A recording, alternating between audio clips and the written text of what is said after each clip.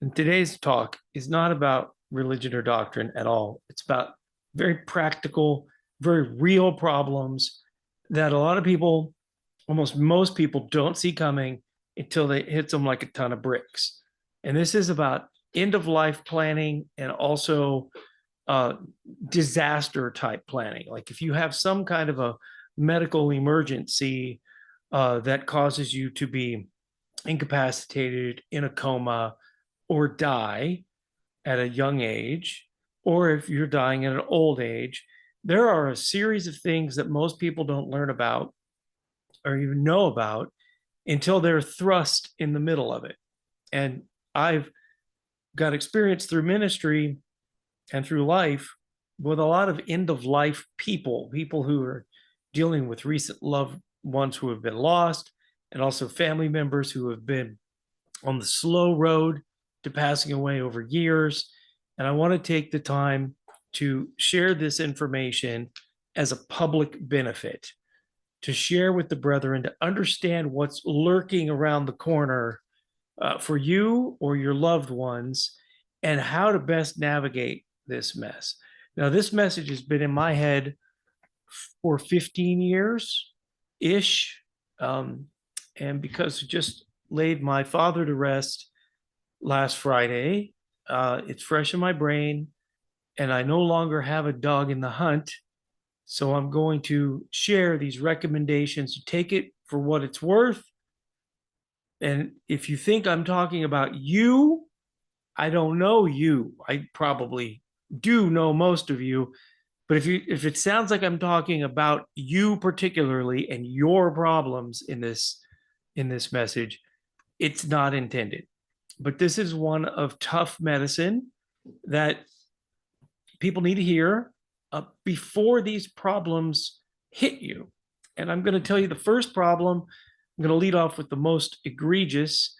Was a friend of mine who maybe about 15 years ago had never officially got married to his wife, and they had lived together for 7, 10 years. She was the breadwinner, and she had a great corporate job. She had a great house, and she got cancer and died very quickly.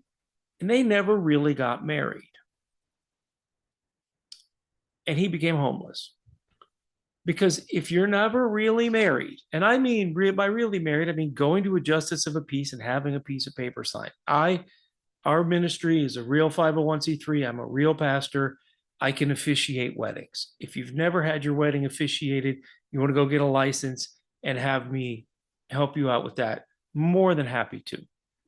But that's a thing in our movement, is that because we don't play by society's rules almost ever in our religious life, and we don't want to play by them in our financial and our personal lives. And we don't go with the mainstream Christianity. We don't go with we're always pushing against the flow. We get this stubbornness in us. So we're going to do it our way.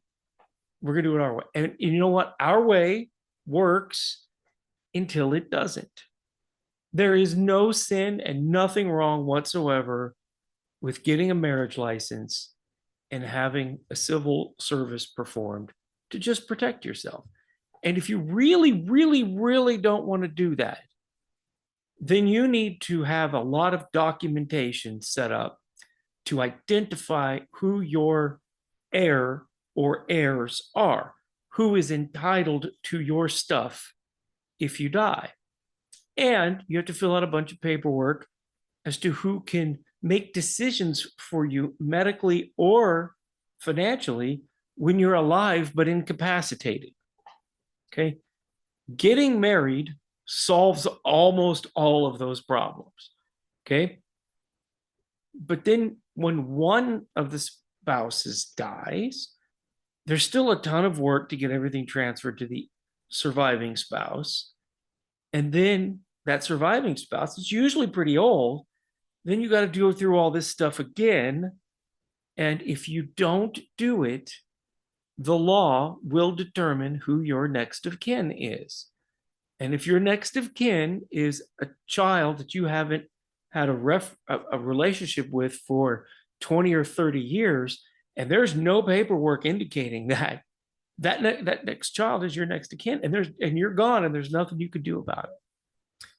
So today's topic is one we're really trying to help y'all based off of experience, and to go through these things when you're clear-headed, not when you're in the heat of the moment. I have to tell you, in the past few years, I'm looking at my desk right now, and there are 2 months of papers, of financial and medical papers that I had to fill out for my dad, sitting here because I haven't had time to clean it off yet. I thought talking to you was more important than that. And sometimes I was checking him in and out of hospice and in and out of medical decisions by signing papers in a hospital room. This is not a situation that you want to find yourself in. And unfortunately or fortunately, you don't get to choose your lot in life when you decide to serve Yahweh and his son. I have been involved in funerals of people ranging in age from stillborn to my almost 91-year-old dad. The entire spectrum. Okay. And these are things that you need to know. And I'm also talking to myself because I don't even have all this stuff set up, and I lived it. But the cost of a funeral is very shocking. Okay. If somebody dies, their body has to be prepared for burial or cremated, and to just have your bare bones service of a funeral with a casket, not a burial plot, you're looking at about $8,500 here in 2025. So if you don't have $8,500 on you, you're going to be in a very bad position, because you better have a credit card. You better have $8,500. If your loved one has a death benefit life insurance policy, there's no such thing as a death benefit life insurance policy. All life insurance policies are life insurance policies, and they all have set amounts that they're going to pay out, and they all have beneficiaries. And it takes a long time to get that money.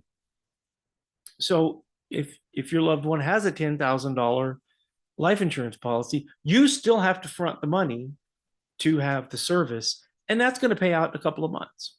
Okay. So just be prepared for that. It's not big in our movement, but if you're going to get cremated, you still have this roughly $8,500 hit coming. Okay. The next thing is if you're going to get cremated, there's no burial plot. If you're a veteran and you want to get married,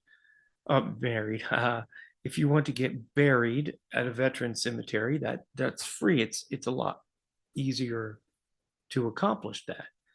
But my father died in Missouri and wanted to be buried with my mom at the veteran cemetery in Boulder City, Nevada. So that required talking to 2 funeral homes. And I'm going to tell you that the funeral homes and funeral directors are not easy to deal with at all. Pushy to the point of belligerent. There's a big reason for this. Okay, so the story goes is my dad passes away on July the 5th, in the early mornings of July the 5th, and before noon, I'm getting voicemails from a funeral director that I've never known before. I don't know why this wasn't set up when he passed for us to already have this in motion. But the guy's calling, you got to call me immediately. You got to call me right away. I'm like, what? There's an emergency? What happened? Did he get up? Is he not dead?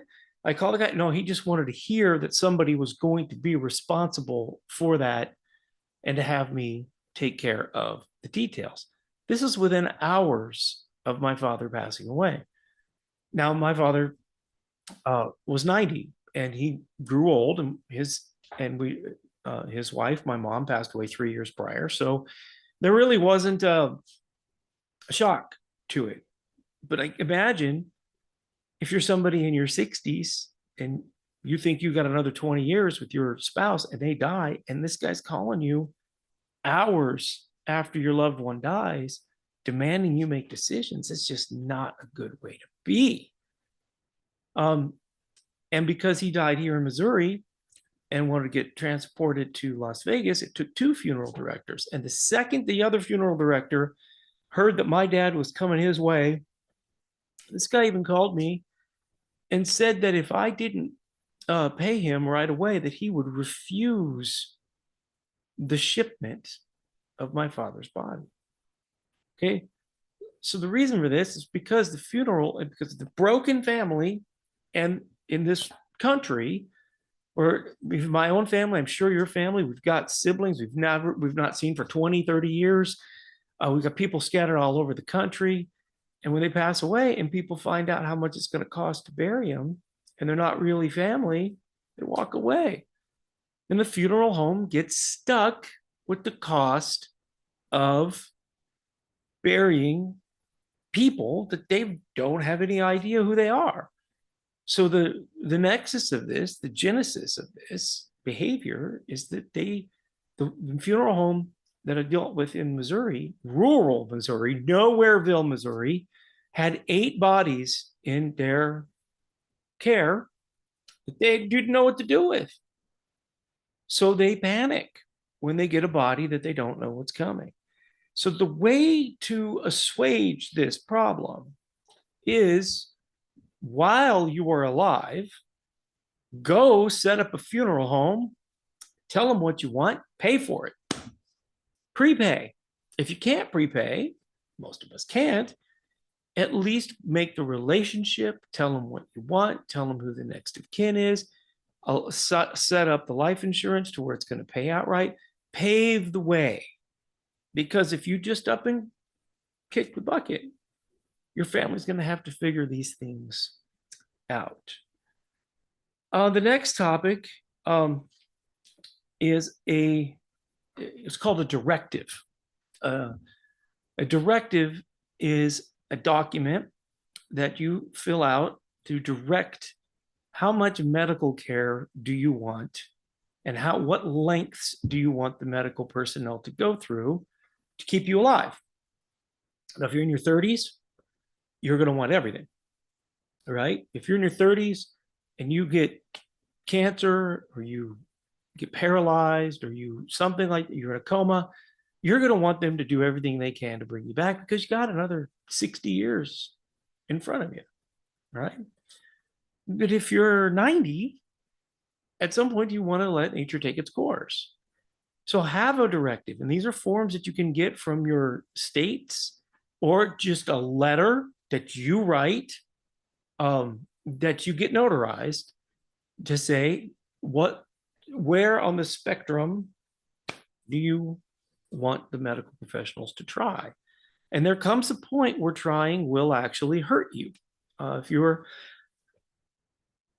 in your mid to late 80s, you really don't want anybody doing chest compressions, because you're going to break your ribs. But have the prime directive. And my parents did not. If you don't, and you get incapacitated, then your family has to figure it out. You know what I'm saying? If you don't have a directive, then your family has to figure out when it's okay for you to die. Please do not put that burden on your family. Be reasonable about your desires for resuscitation and complete the directive. The funeral directors, when somebody dies, will stop Medicare and Social Security. They will file the paper. They'll complete it. You'll sign it, and off it'll go. Social Security stops basically the last time you got paid. Look, you can see my microphone. The last time you got paid. So if you got paid on July the 1st and your father died on July the 5th, if he got paid July 1st, I say you because I was managing his finances, and we're going to get to that. If you get paid on July the 1st, and Social Security for somebody who dies on the 5th, there will not be another Social Security payment. It's over. Okay. If there by chance is, if there's not a direct deposit, a check does get kicked out, you have to return the check. You have to return the money. They will come after you. Okay. So Medicare, my dad had a Medicare Advantage plan. Do not get one of those. I'm not a financial planner. I don't even play one on TV, but I can tell you, you do not want to get a Medicare Advantage plan. I'm going to get into that in a minute too. But I called them to stop it to make sure that any payments or anything were done, and they said I didn't have to do anything. Those two things were over. If you're a veteran, you have to call the VA and tell them that your loved one is deceased, and they can stop benefits. And if you have any claims running, you have to fill out paperwork to transfer those claims to the next of kin. They don't stop. So let's just say hypothetically that your dad had an $80,000 claim out there for years of medical expenses that were covered but never claimed. That doesn't stop when he dies. That claim can keep going if you file the right paperwork. The Medicare Advantage plans, as I'm sitting right here, this is one of them right here. Survey for it. Piles and piles of papers over here. The Medicare Advantage, what it does is it takes your Medicare, your traditional government Medicare, and it turns it into a health insurance policy where they rob Peter to pay Paul. There's a middleman that's going to get a cut of your Medicare to give you this plan that sounds like a sweet deal. But what happens is there's a couple of things in the plan that are sweet deals, and then there's other things in the plan that are terrible that now all of a sudden you have to pay for something you have to pay for before. And the different insurance companies are not accepted everywhere. Medicare is. Okay. So my dad, nobody knows how it happened, but somehow he got signed up with Medicare Advantage. This is one of those commercials on television with Jimmy Walker or Tom Selleck or, these older actors talking to their older audience, telling you to call in with your zip code and let me tell you how great life's going to be if you just sign up, no cost to you. Oh, there's a cost. Okay. Well, my dad signed up for one that was big on the West Coast, came out here, and over the past few years, he needed care, and there were no hospitals or providers in the Kansas City metro that took his insurance. We had entire facilities sign up with this provider in order to help my dad. You don't want to be in that. Regular Medicare works everywhere, very predictable, and a much better deal. If you accidentally sign up for a Medicare Advantage plan, you've only got about 3 months to undo it tops. And once you don't undo it, you can never go back. Okay. Powers of attorney. This is something that means that you get to be in charge of your loved one's future. There's two in general. There's a medical power of attorney called DPOA, I believe. And then there's a financial power of attorney. They're not the same. If your loved one has signed up to let you manage their finances, you have no right to manage their medical until they sign that one. Yeah, these are two things. They have to be notarized. They come from your state, and you can set this up while you're alive. You can say, in the event that I am incapacitated, such and such person will be in charge of my finances, and such person will be in charge of my medical decisions. And then you want to put that same person on bank accounts, credit cards, insurance policies, and the like. So it's not like that paper opens all the doors. It opens some doors. But like with my dad's insurance, Medicare Advantage insurance company, I had to fill out their form and have him sign it in order for me to have access to the health information. Same thing for the VA, same thing for the Social Security Administration, same things for Medicare, same things right on down the line. You have to do form after form after form after form. So if you're in a pickle, they will do it quickly. By the way, if you have take pictures on your camera, works like a scanner. The Veterans Administration.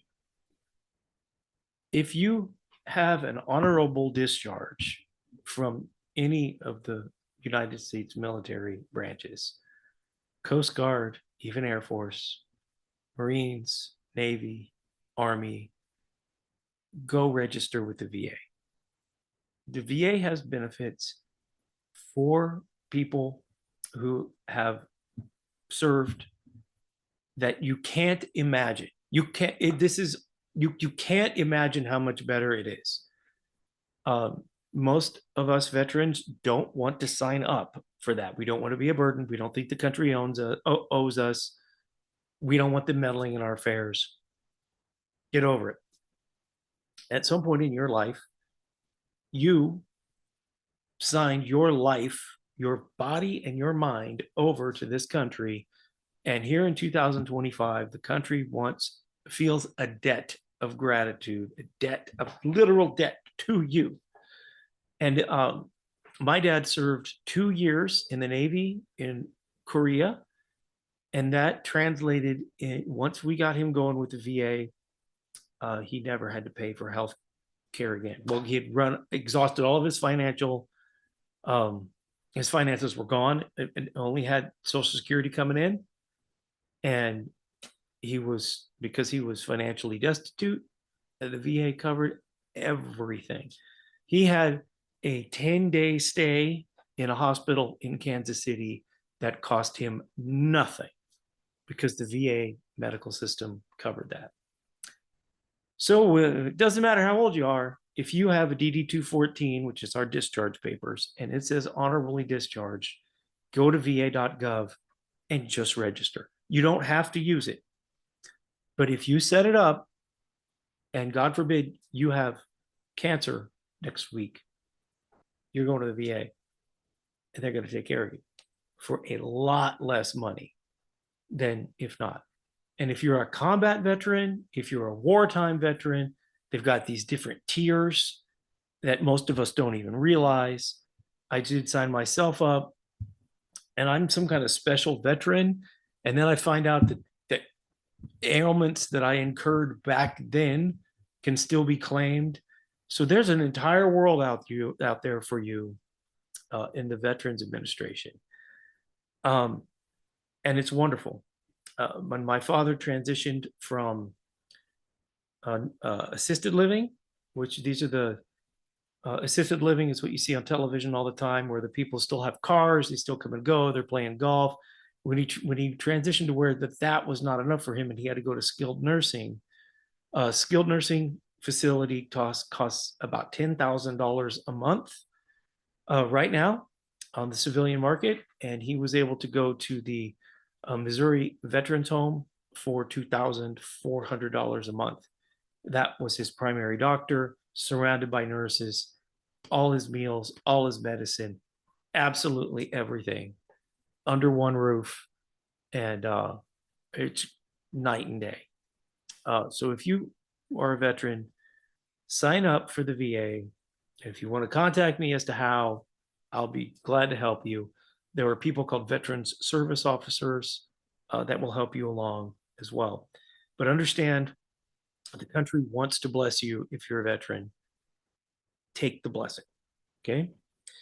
On insurance and wills, you need to be brutally clear who gets stuff and who doesn't get stuff.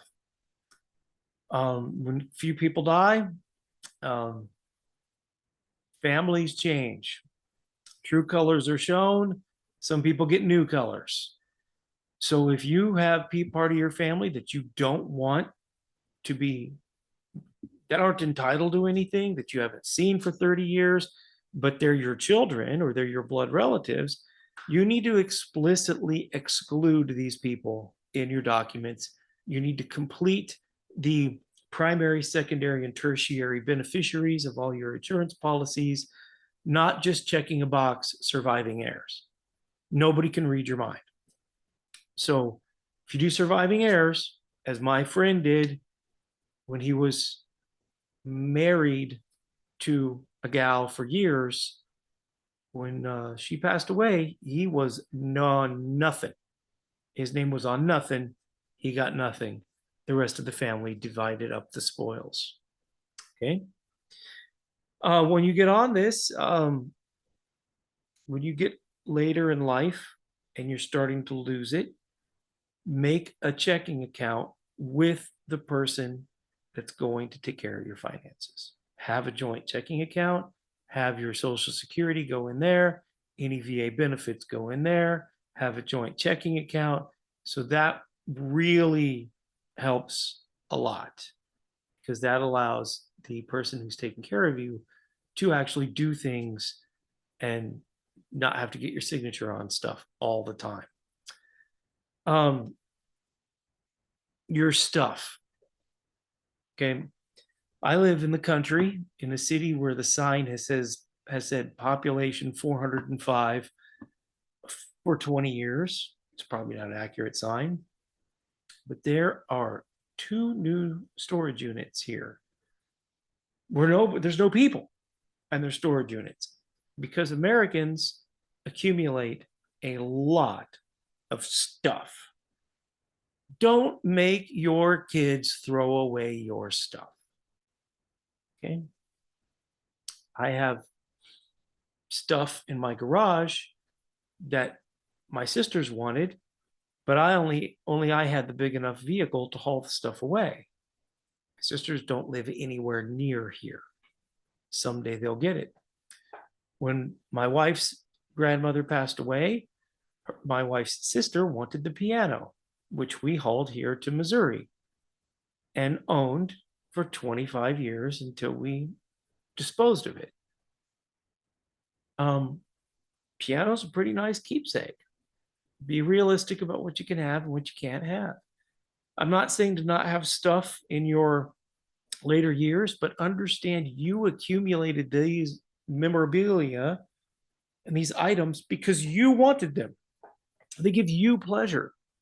So you take that pleasure of giving it to your loved one that you want to have it while you're alive. Or you take the pleasure of donating it to somebody who's needy. But start going through the stuff because it is heartbreaking to have to go and take 80 years of memories, 70 years of memories. This stays, that goes. This stays, that goes.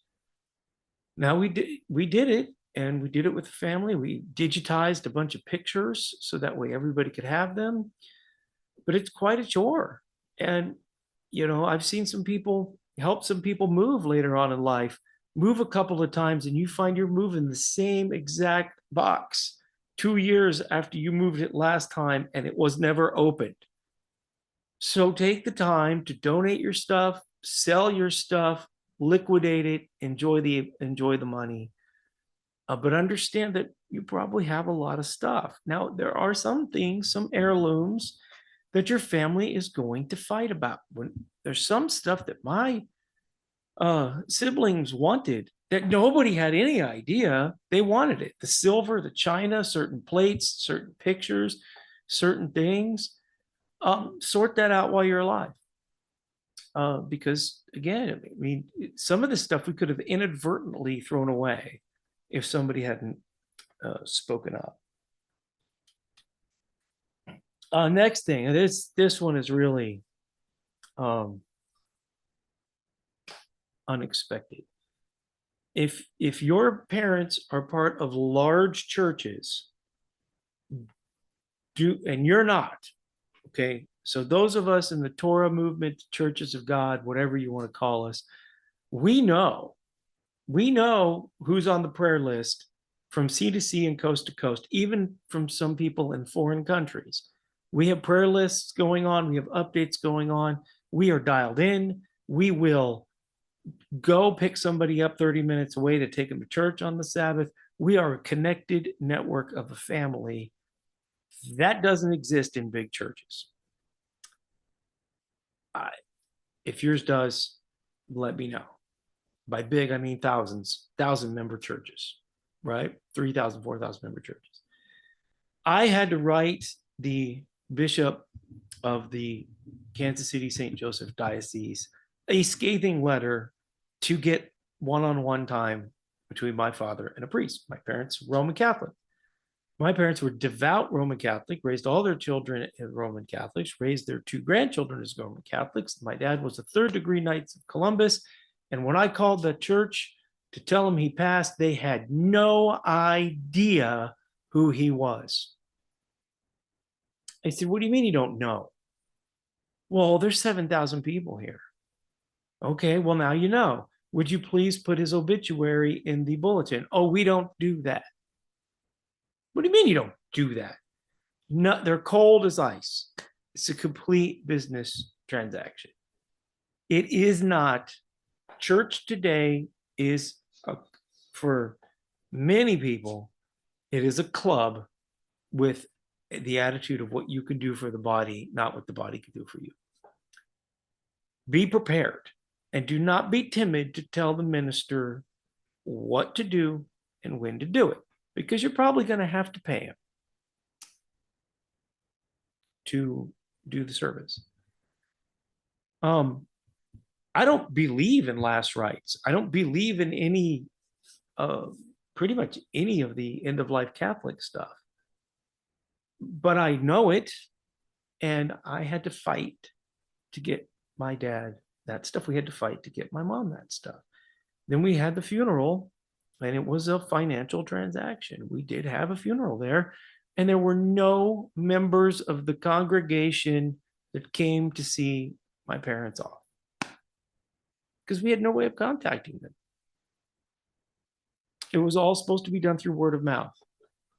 When our movement, if somebody's sick, we're praying for them. If somebody's in the hospital, we're with them. If somebody has passed away, we're making food for their loved ones, for their mourning, the people who are in mourning. And that, as far as the Roman Catholic Church in the United States, does not appear to exist, because we had the same experience here in Kansas City that we had in Las Vegas. So be prepared, if you are officiating next of kin or something, to actively reach out to the church and tell them what to do. And don't be timid. So I've covered a lot of ground, and I don't think I've covered it all. But please be aware that these things exist, that you need to establish heirs, you need to establish the hierarchy, you need to establish these things in advance. As I'm looking at all this stuff on the desk, the VA forms that I've filled out, the checks that I've written, the checks that I've cashed, it's really only about 2 months stuff, but it's a lot. And we do it.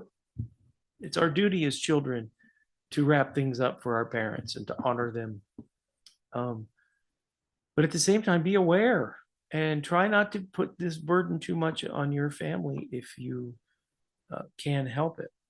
And by all means, if you're a veteran, my parents spent hundreds of thousands of dollars on medical care and insurance over the years. They were both veterans. Neither one of them needed to do it. They just didn't ever sign up. So if you're a veteran, please sign up. The country really wants to honor you.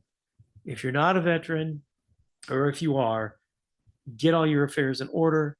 There are different forms, by the way, for next of kin, for power of attorney and stuff with the VA. I think I even had the form name around here somewhere.